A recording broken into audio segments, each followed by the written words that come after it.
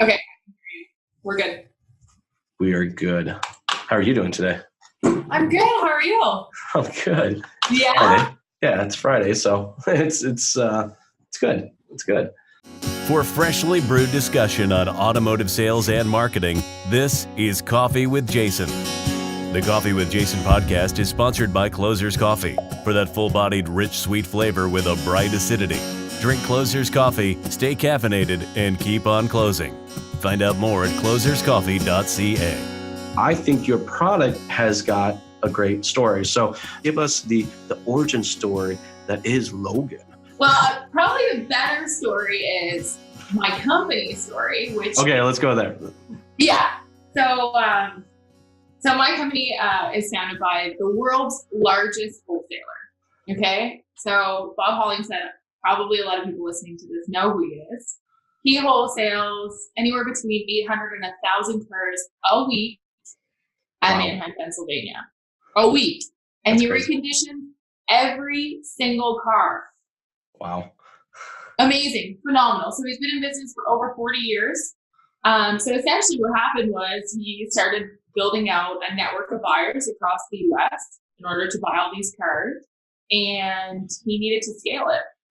So he built an app with data that he had, a condition report where sight unseen, any of his buyers could write a check with his checkbook and buy any car across the US based on data, based on an algorithm.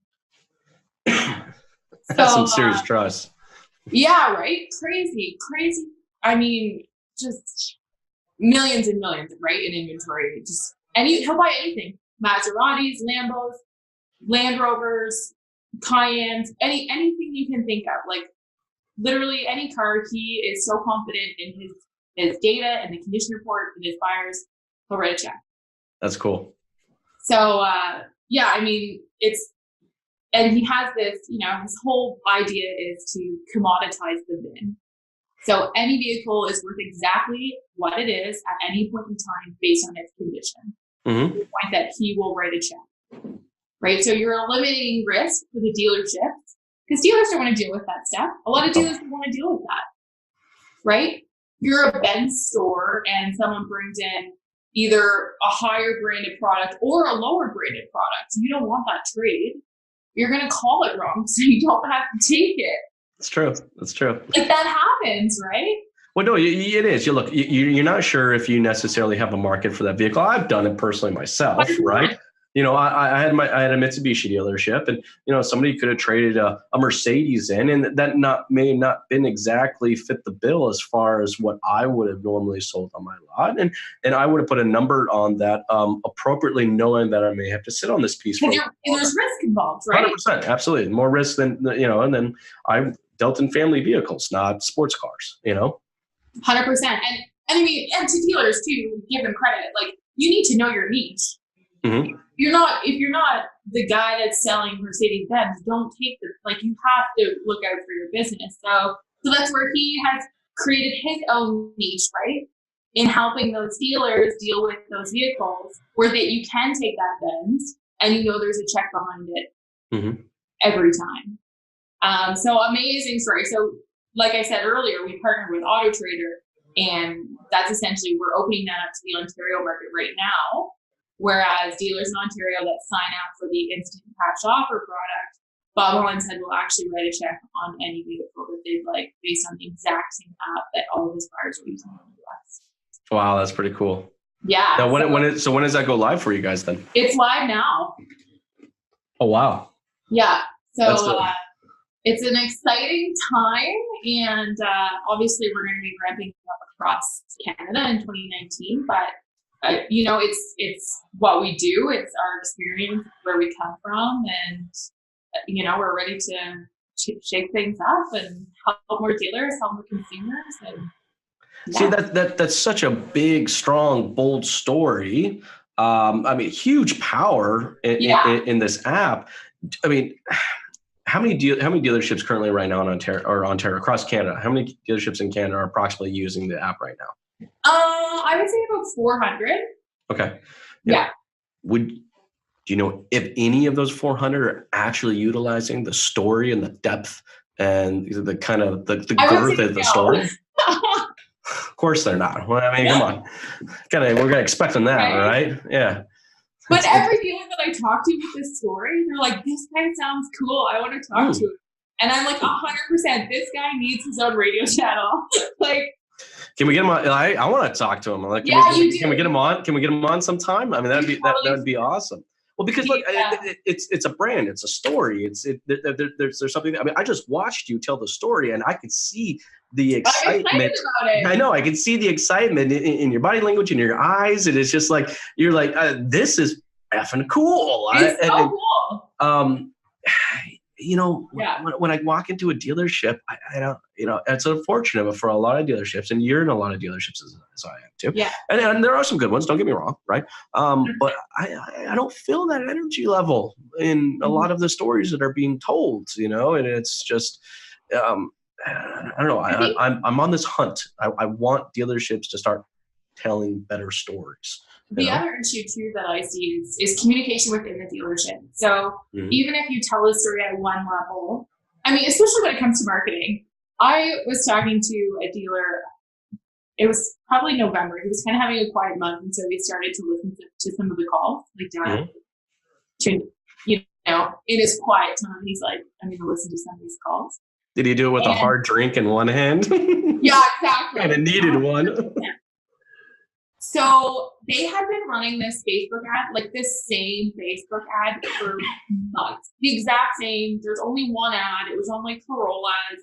Anyway, the salesperson answers the call. And the guy says, I'm calling you about the Facebook ad, right? Mm-hmm. The sales guy had no idea what the ad was. He didn't know. He's like, oh, what ad? Like, what's the offer on the ad? And he couldn't even help. He couldn't help the guy. Well, I can't imagine. I mean, think about it yourself. What is the consumer? What in the world would you think of that? I would call the next Toyota dealership. Yeah, I think I would too. Unfortunately, but that's, that is the reality. And the other unfortunate thing is that he wouldn't have known that unless he dialed in. Yep. So who's dropping the ball? It's not the guy's fault.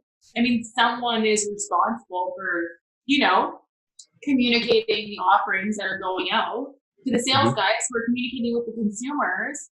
So there's a ball being dropped somewhere. So yeah, it's just, I think communication, if you're going to tell a story, which is so important, right? The why buy? Yes. Why buy here? What makes us different?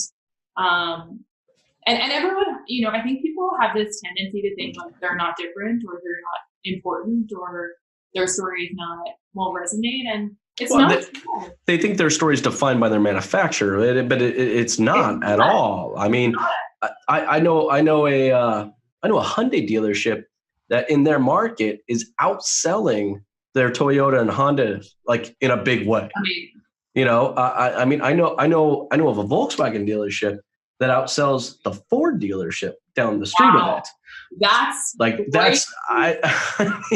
So it's definitely not the manufacturer that defines, the story and the performance of these places, right? And those are stories that you should be telling. They are. This is all a part of a lot of collections of stories that we're putting out. Hence, we're on here, and I know I've been recording a lot lately. So there's over the next, I know someone told me the other day I post a lot, and I'm like, I love it. I watch a lot. Anything yet? When you do the text on the bottom. Yeah. Depending on where you are, you can't always listen to I mean, now I have the AirPods. So that's true. I will be more dashed into the audio. But it's nice that they that you can read along. I find that that's great. No, it's cool. And it's been a lot of fun. The amount of content that you're able to put out and the quality and like snippet wise, it's very digestible. It's not overwhelming. It really is excellent. Yeah. It's working out, but look, I will completely admit that I don't know exactly what the right formula is. And there are times where these little tidbits, and I call them tidbits, these tidbits will go out and they just may not have enough context around that little snippet of a piece of a strategy session that I was in. And I've seen a few times where it may have been misconstrued because there just wasn't enough context behind it. So on one side, it's great to build out these quick little morsels that you can digest and just move on with your day. In the same time, it's like, well, sometimes you need a little more context than what actually gets put into these video pieces. So it is a bit of a battle of kind of going through. In fact, I got nothing but mad respect for my video team. I call them treasure hunters because I record roughly about 6 hours of my day. And then they have to go hunting for smart shit Jason said. And of course, the ongoing joke is I say that smartest shit and the cameras are turned off. But what we're doing and what we're learning through putting out all this content, it was just my way of beta testing what I was getting all of our dealerships ready for. Well, it's trial and error, right? Mm-hmm. And like you said, like to figure out the format, there's all this data on the best time to post on different channels, and which it really depends on the industry, right? Or who you're targeting. Yep. It really does define about who the audience is, right? Right. And if it's a B2B or a B2C play, if it's a younger audience, an older audience, a family-based audience, right? I mean, school schedules can also include to, how you schedule out your content. If they're working, if they're banker type hours, that can schedule into it. But I think at the end of the day is that it's we're trying to push all of our marketing efforts into branding, not selling. Because for the most part, the selling portion of the transaction has already happened, right? I believe that the meet, greet, and qualify already happens online. Hence the reason why right? Hence the reason why the customer comes in, asks for stock number 77677, instead of, I'd like to see what kind of used SUVs you have on the lot. I mean, that's what it was like when I first started selling cars, but that's not how it is today. So, what's the Google stat? 1.4 or 2 dealerships? Yeah, exactly. Less than 2. That, right? Less than 2, which pretty much means just don't get up and you're going to sell a car. I mean, really. So they start at the OEM website, right? And then if they're buying a new car, they figure out what it is they're going to buy. And then from the OEM website, they just Google whatever brand within Calgary. And then what do they look at? They look at your Google ratings. They'll go on your website. They'll click around. We'll see how comfortable they are with you. And then they're going to pick one. Well, yeah. So let's talk about the website, because I think that's a perfect example, because that's where the introduction to your guys' app really kind of starts, right? I mean, I imagine you have to help the dealerships tell the story and how. I mean, I've seen it integrated in a few different places. Yes. It could probably get integrated better. There's not enough girth, and the dealerships aren't putting much effort into it.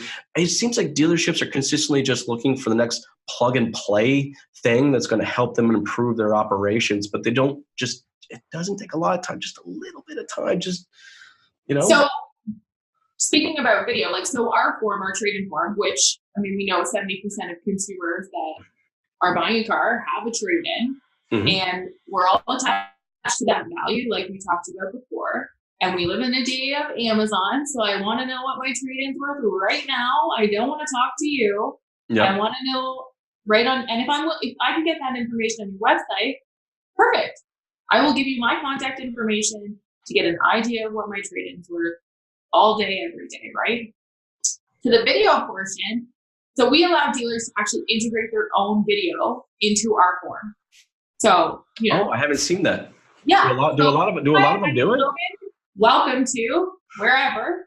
We're really interested in buying your trade-in. If you fill out the form below, you have a chance to win, whatever you want to do. Yeah. Right? And then we can change out that video as often or as little as you want.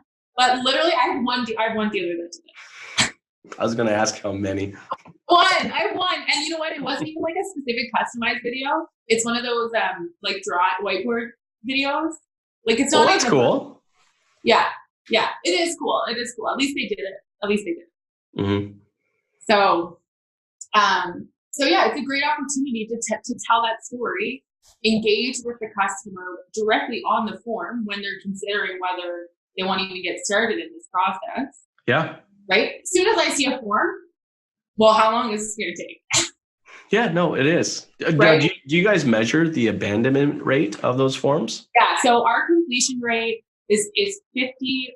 Well, we average, so I would say anywhere between 48 and 50%. It's really high. That is pretty high. It's really high. Yeah. Yeah. So just the way that the form, it's kind of like Googly, the way that the form kind of engages with the customer, drop-downs, mobile friendly, all that fun stuff. So, and then before we ask them for their contact information, we attribute a lot of the completion rate to this actually. It shows the consumer what their tax savings would be, because not a lot of people know. Oh, okay. Tax savings. And then also a depreciating value. So it says your car could depreciate X amount of dollars in the next 2 months. And then it asks them to fill in the form. So we're giving them value before we're asking them for their value, which helps, right? With that relationship. Like, we're going to complete our end of the bargain. Here's some information. If you fill in the form, giving the dealership the lead, you'll instantly get an idea what the vehicle's worth. So, yeah, because I've seen a fair amount. I was even surprised, but we've worked hard to optimize it. So every additional, like, sometimes dealers are like, well, can you ask if they still owe any money on the car?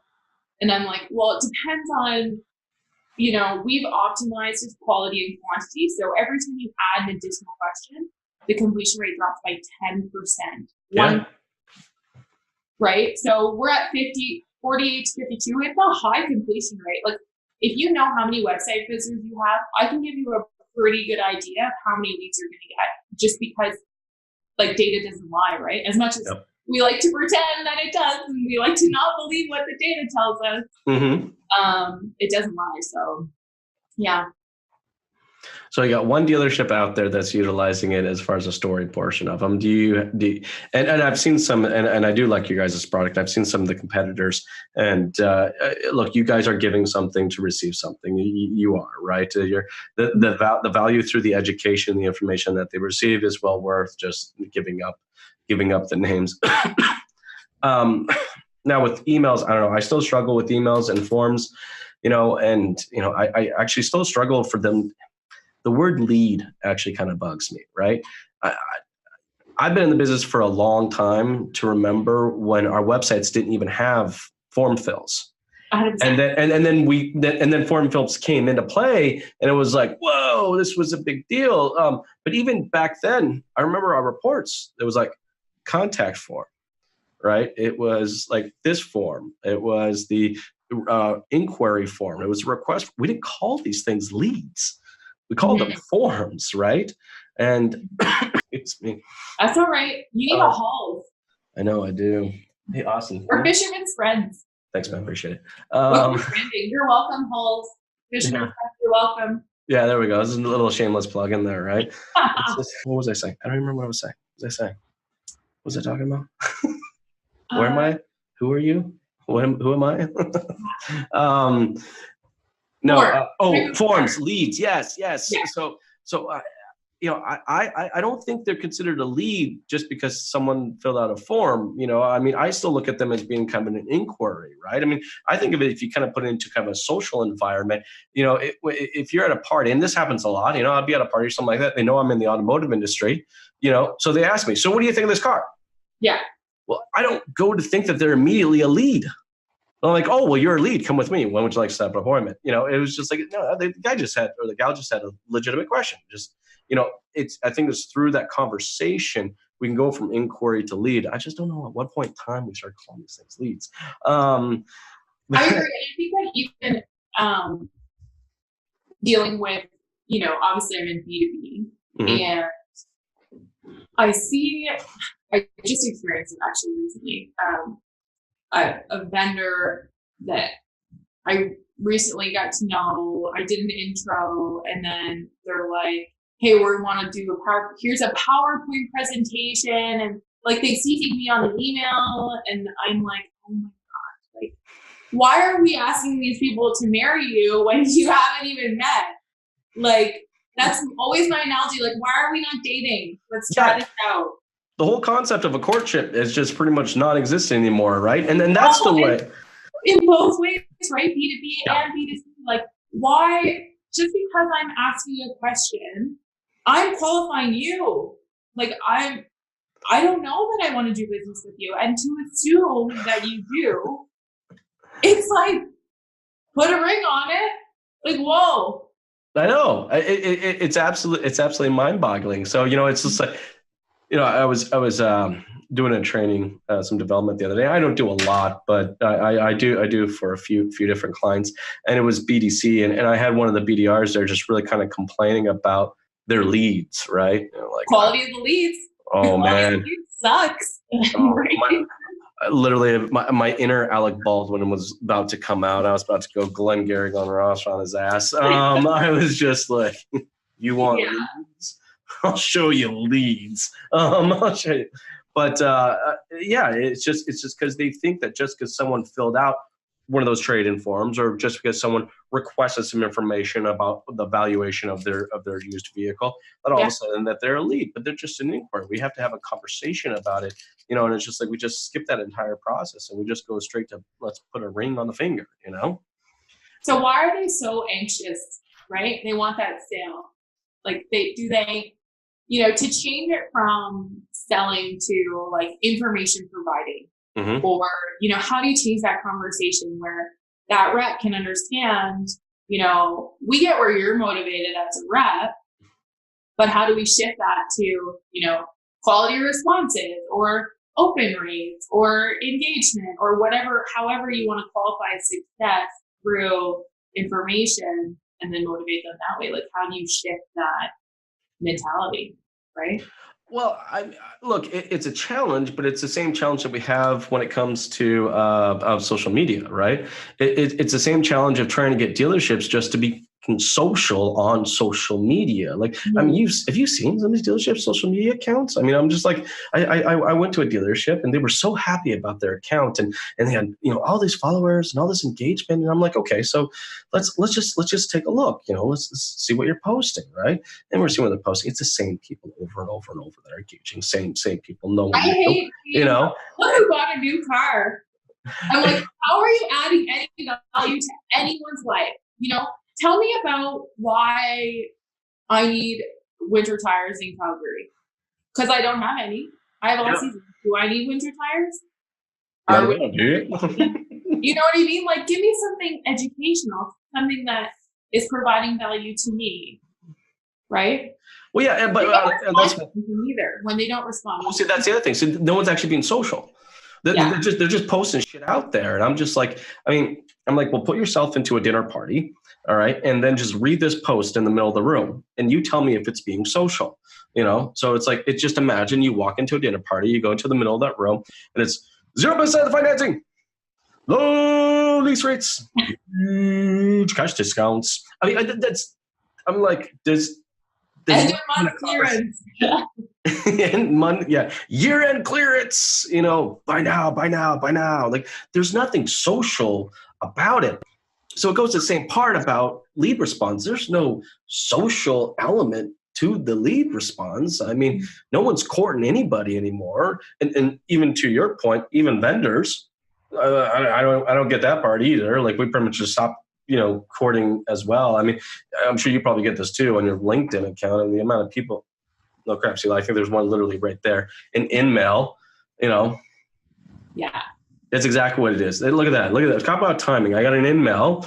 I don't even know who the hell this person is, and they're like, it's just like, pretty much the whole thing is like they want me to rep their product. I don't even know what the hell or who the hell you are. And like, time is the most valuable resource, right? So for people to assume that they deserve your time, like, it's bizarre. Yep.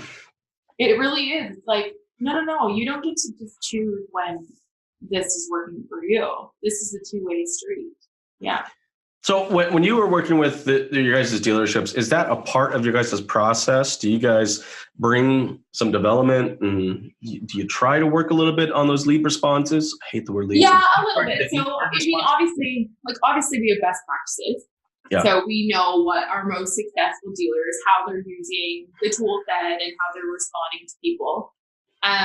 Again, there is still a lot of people that are stuck in their ways and like the way that they do things, which I respect. And you know what?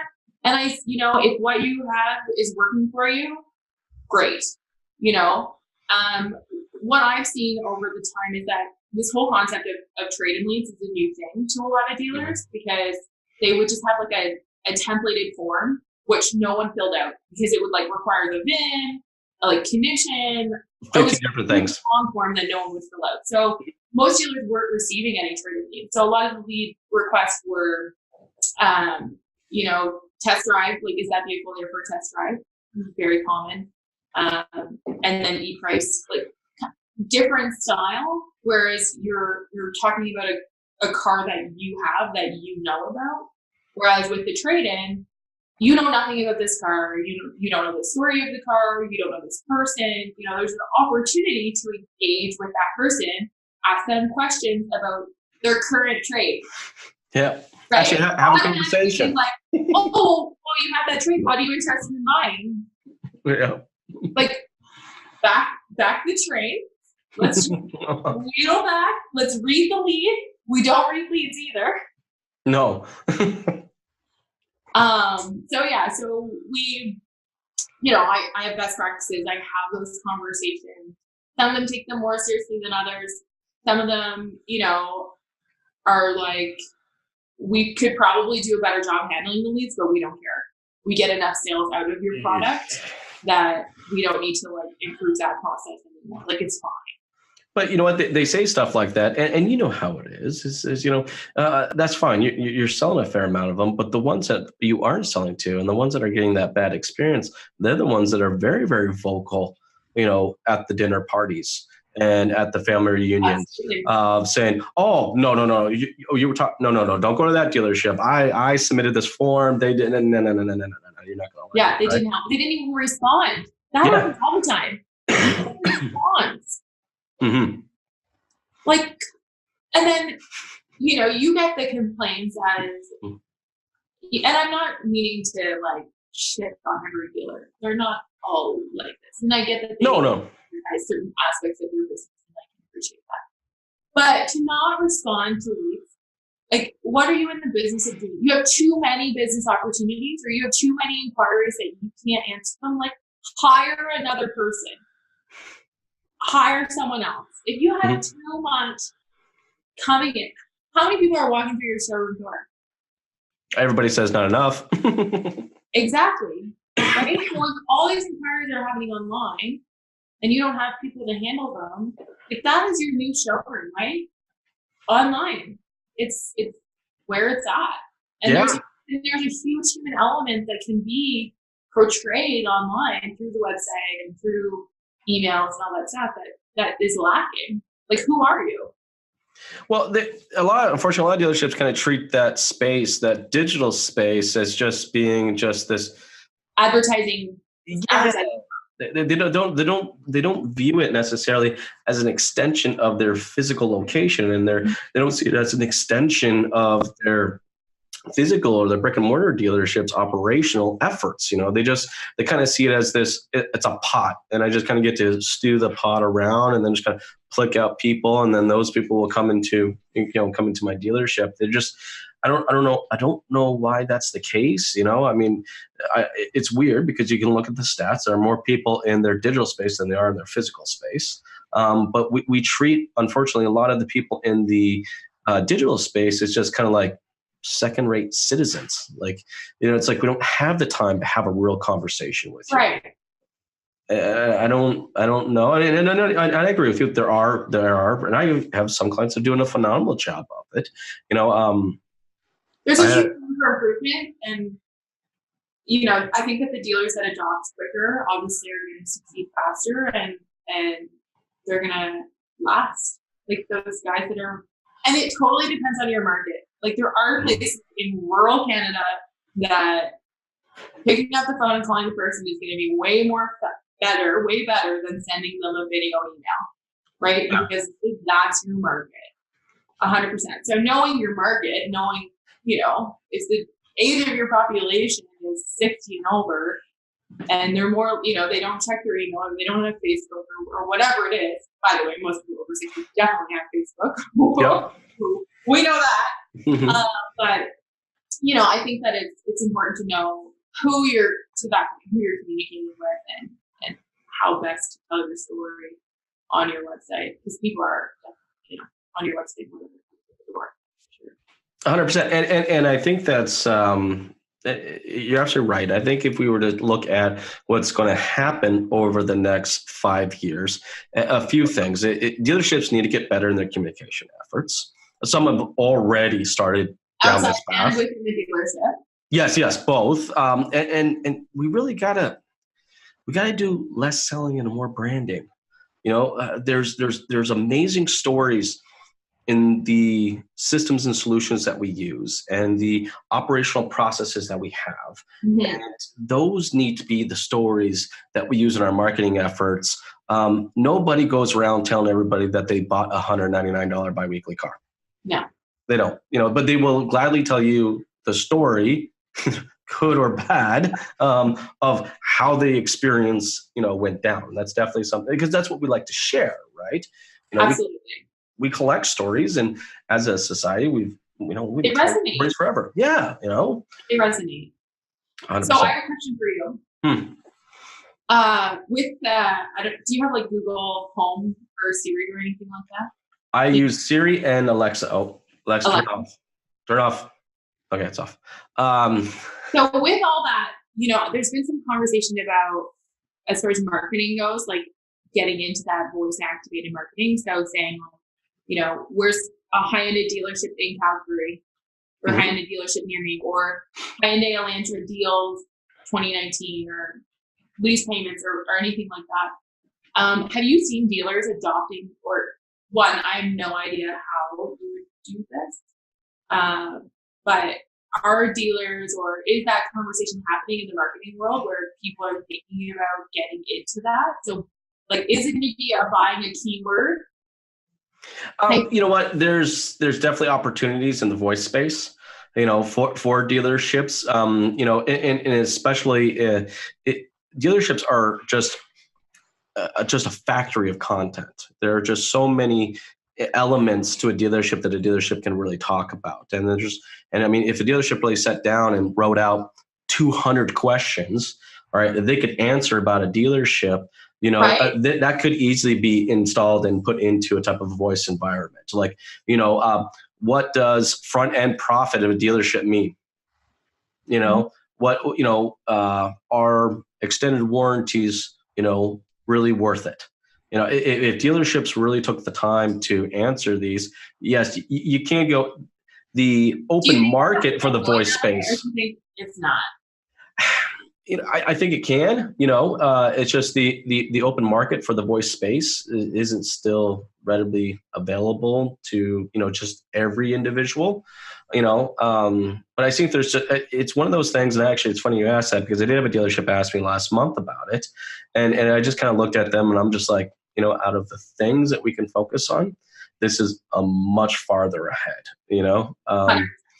I had a dealership. We were preparing for their 2019 strategy, and they told me, Jason, we just need more leads. That's what we need. We just need more leads. And of course, my response back to them, I'm like, you don't need more leads. You just need to take care of the damn ones you got. And it's just like, but we do this, this, and this. And I said, well, okay, well, fine. You're at 30%, but if you were at 40, what would that look at? Do the math. And I'm like, there you go. You want to take some time. You want to invest some effort. Maybe invest a little bit of money. You need to take a look how you're going to go from 30 to 40. Right. That percentage alone multiplied out all over all the leads you get in a year is gigantic. Right. Yeah. So, yeah, I mean, there's definitely, I think what it is, and was it Steve Jobs probably, I think he said it was, is that we first define what that user experience is, and then we work backwards towards technology. Unfortunately, I get into a lot of these meetings and these great ideas. I mean, I'm always amazed. I mean, dealerships do have some amazing ideas, right? But they kind of miss the whole part about defining what the goal or what the user experience is going to be, and then try to work. They're just willing to work with the tech first and then work forward. Right. Really, you want to work with define what that experience is going to be, and then work backwards towards the technology. Same thing with digital retailing, right? It's like that's the buzz right now. They haven't taken the time to really define out yet what that means to them, and does it fit into their goals and objectives, and how does it help support their goals and objectives. Once they've been able to define that, then they can kind of work backwards toward the technology and ensure that type of tech actually fits into their processes and operations. Yeah. Yeah. And it's the same thing also with your guys' tool, right? I mean, I imagine there's probably a fair amount of people that just buy it and they just think that's it. It's just a plugin. Mm-hmm. You know, but that's not. There's a lot more opportunity than it just being a plugin. It has a very deep and rich story that nobody is I think really capitalizing on. Well, I mean, it's huge, and I like with what's happening with Trader, we see dealers putting the actual tool into the hands of their sales guys, where their sales guys get to walk the car with the consumer, fill in the condition with the consumer, right? So you're creating that transparency. The sales guy doesn't have to see any of the values. So if you want to keep the process completely separate, where the used car manager on the same dashboard in the showroom is going to actually call the car, and this rep can walk the vehicle with the consumer, right? You see a soccer ball in the back. Oh, your kids play soccer? Like, where do they play? Right? Or there's a scratch here or there, and, you know, baby ball, whatever. It gives that sales rep an opportunity to build a relationship with the consumer through the trade-in process, where right now, I mean, everyone thinks dealer just takes the car back, kicks the tires, throws a number at it. They don't care about the That's what we used to do. I hate to admit it, but I remember standing in the back, you know, smoking my cigarette. Unfortunately, I don't do that anymore, so that's okay. But you know, I'd be sitting back there. The used car manager would drive around the back. He'd come out. He'd stand right next to me for 5 to 10 minutes and smoke a cigarette. I'm like, "What are you doing?" "Oh, I'm praising a vehicle." Exactly. No, I'm not that jump in it and drive back around. Can work. But with tools that are available now, right? Like our mission is to commoditize the VIN. Really, literally anyone. I could put this app in your hands. You could walk a car, fill in the condition, and call the car, and we'll write a check for it.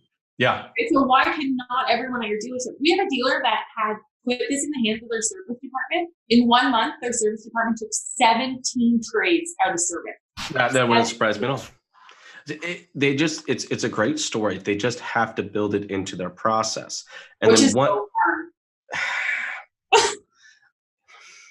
This is where I no, you know what? I struggle a little bit with this because they say I know how much time you know is wasted at a lot of dealerships in just drinking coffee and shooting the shit and playing solitaire, smoking cigarettes, and I mean, in fact, I did a podcast with Brent Weeds last night. Oh, I love Brent. Yeah, Brent's awesome. He didn't wear a fedora though. I was upset. He hasn't been doing that lately. But we were talking about a case study where it would actually talk about how the salesperson, in reality, between actually time talked to a customer is roughly only about 2 hours a day in a 8-hour shift. So there is a lot of time that is not utilized because the processes are not in place to actually utilize them. You know, we have to look at our day like a workout routine. It's like I go from here to there, to there, to there. And that's the only way that I achieve the entire workout is I have to create that routine. I mean, you know that more than we have dealers that are outsourcing, like they're literally going on Kijiji with one screen, half their screen, and then our app with the other, and putting in details and making offers on consumer vehicles without even seeing that. See that's there you go. I mean that's utilizing a tool in the way that it's supposed to be. But unfortunately, tools are only as good as how well someone uses them or who uses them, and processes are only as good as how well someone is able to manage them. And I'm amazed. And now I have some dealerships that are good at this, but I know we're giving our industry a bit of a hard time, but I'm okay with that because I think they need a little bit of a kick in the ass. How many dealerships I've walked into, I asked them what their delivery process is. We'll just make it real simple. What's the delivery process? Well, it's this, and this. That's awesome. Where can I find that in writing? Well, we don't have it, but everybody does it. Okay. I'll go down there, ask the floor, 9 different salespeople. I will get 9 different variations of what that process is. 100%. And it's just like, well, what do you mean the guy said this? Well, no, we were supposed to do it this way. Well, you didn't have it written down. and you had no way of measuring the effectiveness of that process. How can you actually kind of lead on it? So yeah, I mean, I don't think it's crazy difficult, but I think, managers kind of need, I know there's a lot going on at a dealership, so it's easy to get distracted. There's always fires that need to be put out. But we got to slow down, take the time, write out these processes so that tools are effectively used, And I will say often I go into dealerships and like salespeople scatter. It's like, oh my God, a person. Yeah, right? There is one dealership that I've gone to, and every single person that works there said hi to me and asked me if they could help me with anything. It was absolutely phenomenal. You could tell through the whole store that they had this culture of genuinely helping people, genuinely caring, and it percolated through the whole store. Like, I couldn't believe it. It didn't matter if it was the guy in service, if it was the woman at the front desk, if it was a sales guy walking by with paper in his hand. A lot of those, or a manager, every single one of them asked me if they could help me and said hi. And it was, it was so genuine. And I just thought, and it was bustling in there. And you don't go into dealerships bustling. No. And I just thought, they are doing this right. Well, they're taking the time. They're defining the process. I mean, they had to create a process. I mean, the only way that you can get that many people on board consistently doing the same effort, the same action. And I didn't get threatened. It wasn't like, what car are you here to buy? It was genuinely like, hi, like, how are you? Are you here to see someone? Like, how can I help you? It's like, yeah, I'm just waiting for Peter. He knows I'm here. Thanks. It's like, but yeah, it is so process driven and culture and communication, and I think that it's so rare nowadays that we experience like exceptional customer service. Sure. That our standards are so low for what that experience needs to be in order for us to buy. Whereas it doesn't take that much effort to up the ante a little bit and be that much better than everyone else. It's not that hard. No, it's really not. And that actually is probably a great way to kind of end this off, because that in itself is what the opportunity is. For all the managers out there and dealership staff, I know we've been kind of giving you a little bit of a hard time, but I think you have to see this from where the opportunity is. If the two of us can easily say, we've been in a lot of dealerships, right? We can say for the majority of them, they're not hitting these marks. That means if you and your dealership really take the time and dedicate to developing out those processes, all right, telling the stories of your operations, including great tools like what your company has, Logan, letting the marketing department run with those stories. All right, I think these three things, that communications, those processes, and telling those stories, and combine that into including your marketing team in that, there's a lot of opportunity. And this doesn't take, this is not rocket science. You don't need to go to school to do this or learn how to do this. It's just a commitment. You're overwhelmed. There is a lot happening. We have a lot more information today than we've ever had before. So I totally get it. Like, as a dealer, the nice thing is there's people like us, right? So I'm interested in every product that's out there, anything that's new that's happening, anyone that's making a change in the industry. I want to know what you do. And for any dealer that I know or that I don't know, call me anytime. If you're looking at different products or different tools, or you met one vendor, you want to know who their competition is, maybe their competition has a better offering, like, give us a call. I mean, we deal with this stuff all the time, and we have these conversations. We know what a lot of people in the industry do. We know dealers that use a lot of these products, that we can at least refer you to talk to them as a dealer. Would you recommend that solution? What was your processing better than the other vendors? That kind of thing, where use us as a resource versus you're just drowning in the water. You don't know what direction to go in. You don't know who's actually not bullshit.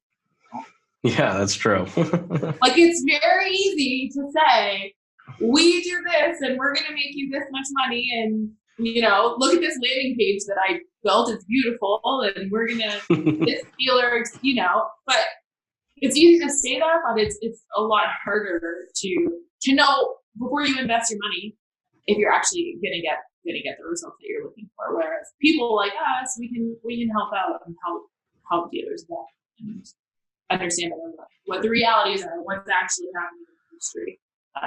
And that was, and it's cool that you said that, because that is one of the goals that I created in making these phone calls and recording these phone calls. It is, I am trying to help vendors, because we're in no competition. You don't offer any services I offer. I definitely don't do anything that you guys do, but just trying to give them, saying, here's who the real practitioners are in the industry. Exactly. And these are people that you can align your business's goals with, and they're going to take what your goals and objectives are and really take it to heart. And if you work closely with them, they'll work real close with you. You lean in, they'll lean in, 100%. It's a part. And I think a lot of vendors don't see it that way yet. I mean, back to the whole marriage, right? Like this, it's a double-sided relationship. It needs to work both ways. It's no longer like I'm buying this pen and buy. I don't need anything else from you. It's not like that. It's not plug and play. It's not one done sale. Like, it's an ongoing, especially with the internet. I mean, you put my form on your website, it's not going anywhere. It's staying there. So if we don't communicate through how it's going and what you're doing and how we can optimize better and how we can, execute on these opportunities and communicate more effectively and tell better stories, then what's the point? 100%. You're not going to like me. No. And there's a lot of vendors out there. There's a lot of opportunity out there. And, if maybe through these types of conversations, the more conversations we can have like this, and we can present this content out there, then people can just see for themselves, and that's, it's, I don't do any selling. Actually, I stopped doing it. I've altogether. I don't go door to door. I don't knock on doors. I don't have meetings where I try to convince people to do something that they should be doing already. It's just, I put the content out there and I allow people to consume and make their own decisions. And, they'll choose to do business with me or not to do business with me. But, and I just want to extend that out to as many vendors that I know that are in line and doing the exact same, and have that same passion about the dealership and really want to see the dealership exceed, because, their success is our success, right? 100%. Yeah. 100%. Well, when's your coffee coming out? The coffee. Okay, so we had so much feedback on the coffee. I'm absolutely, you are 100% getting coffee. In fact, you're getting 2 bags of coffee. We had so much positive. In fact, that was funny. I really did not think that was going to happen. I thought I'd get 2 or 3 people respond back to me. I think I oh my God, you had so much engagement. It's so awesome. No, I was like, oh, that's cool. All right, people like coffee. I'm like, I really killed it here. But yeah, coffee is, it will be available for purchase next week. The website is belltobell.ca, which is actually the launch of our nonprofit. All proceeds of the coffee goes to our nonprofit efforts, our charity efforts. We also have hats and T-shirts, and then of course the DDS Beer Club, which is a funny story. I have lots and lots of beer, and I cannot sell that, so I have to give beer away. So anybody can go to ddsbeer.ca and actually register for the beer club. Cool. Beer of the Month Club. Yeah. So that's been a lot of fun, and we're looking forward to launching that. That's literally this next week. It's going to go out there. But yeah, getting to the point, we're actually going to do both bags because so many people liked them. So the dark one will be our dark roast, and then our medium roast will come in the lighter colored one, because it's just we just couldn't make a decision. It was literally split down the middle. So many people kind of chimed in. It was just, all right, fine, we'll go with both of them. So, go ahead if you need to. I'd like to finish this off with let everybody know where they can connect with you and how they can get a hold of you and learn a little bit more about what you guys do. Perfect. So, Logan Keirstead, I assume you're on my name on the bottom. Yeah, we'll put a little link. Yep, right there. My cell phone, feel free. You can text me or call me. I'm open with cell phone. You can call anytime, text anytime. 506-874-7355. LinkedIn is huge. I'm online all the time. Obviously, email Logan at accu-trade.ca. Yeah, Facebook, Instagram, Logan Keirstead. Find me. Let's be friends. Awesome. Let's get married. Okay. I can't wait to see what your inbox on your LinkedIn is going to look like after this. In fact, I think I'm going to capture just that one. I'm going to capture that one section, and that will be the tidbit. I'm Logan Keirstead. My number is da da da da da. Let's get married. AccuTrade right underneath it. Let's get married. Hey, thanks, Logan. All right. Hey, thanks, Logan. I really appreciate you taking the time to call me. You have a good one, and we will see you here. Actually, not that long. Thanks, Logan. Have a good one. Okay, cheers. Bye. So, what did you think of the discussion? Leave a like, comment below, or share the post to keep the conversation going. Be sure to check out Jason and Logan on social media to keep up with all their most recent posts. This has been Nathan from Digital Dealership Solutions. Thanks for tuning in, and have a great day.